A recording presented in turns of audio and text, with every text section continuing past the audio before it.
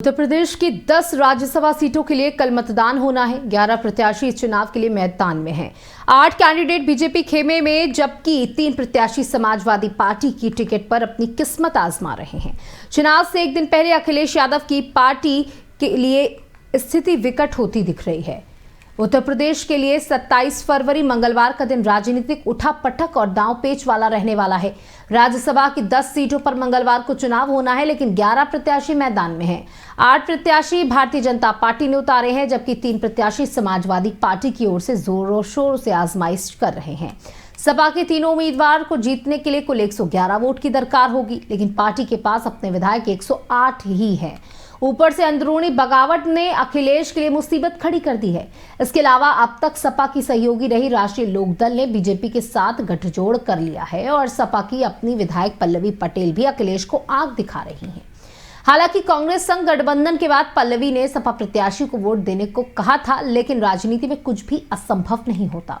अखिलेश यादव को उम्मीद थी कि रघुराज प्रताप सिंह उर्फ राजा भैया खुद और उनकी पार्टी के एक और विधायक समाजवादी पार्टी के विधायकों के पक्ष में मतदान करेंगे, मगर अब राजा भैया ने आखिरी मौके पर अपने पत्ते खोल दिए हैं। राजा भैया ने कहा कि मैं जनता दल का वोट भारतीय जनता पार्टी के साथ है। इस तरीके से अखिलेश यादव के लिए स्थिति चिंताजनक हो गई है। सपा को आस थी कि राजा भैया और उनकी पार्टी के विधायक विनोद सोनकर सपा के प्रत्याशी को वोट देंगे, मगर अब ये आस भी टूट गई। उधर अखिलेश के लिए दूसरी मुसीबत और खड़ी हो गई।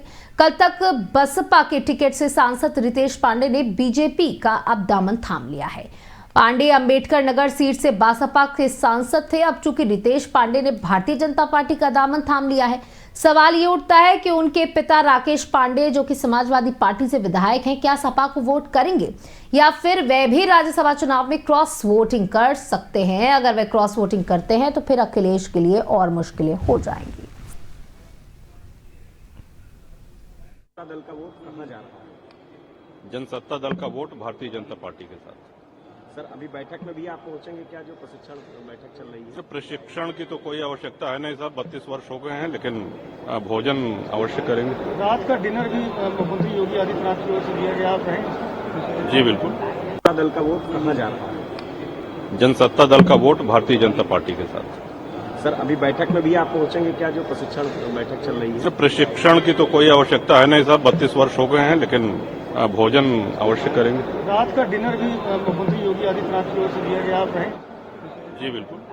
दल का वोट कहाँ जा रहा है? जनसत्ता दल का वोट भारतीय जनता पार्टी के साथ। सर, अभी बैठक में भी आप पहुंचेंगे क्या, जो प्रशिक्षण बैठक चल रही है? प्रशिक्षण की तो कोई आवश्यकता है नहीं साहब, 32 वर्ष हो गए हैं, लेकिन भोजन अवश्य करेंगे। रात का डिनर भी मुख्यमंत्री योगी आदित्यनाथ की ओर से दिया गया, आप रहेंगे? जी बिल्कुल।